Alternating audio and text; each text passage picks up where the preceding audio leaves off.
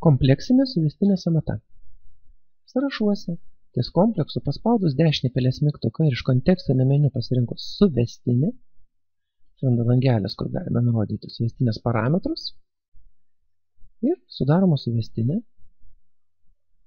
Tai yra suvestinės statybos darbų kainos skaičiavimas, vienas iš pagrindinių dokumentų.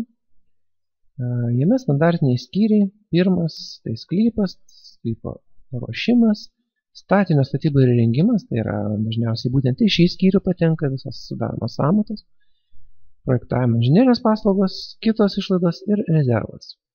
Šios sumos ateina iš sąmatų. Šios sumos pasiskaičiuoja pagal atitinkamus procentus priklausomai nuo mūsų pasirinkimo. Ar tai nauja statyba, ar rekonstrukcija. Ar ne? Ir rezerve pavyzdys, ar statybos trukmė iki metų, ar ilgesnė kaip metai ir taip toliau. Taip toliau, įvairius parametrai atitinkamai mes galim matyti, kokie procentai. Be jokios abejonės, pačias procentų reikšmės vartotojas laisvai gali keisti. Vėlgi, analogiškai kaip objektinėje, sumas galima rodyti litai su centais, tūkstančiais litų. Galima kompleksinę suvestinę sudaryti iš naujo pilnai.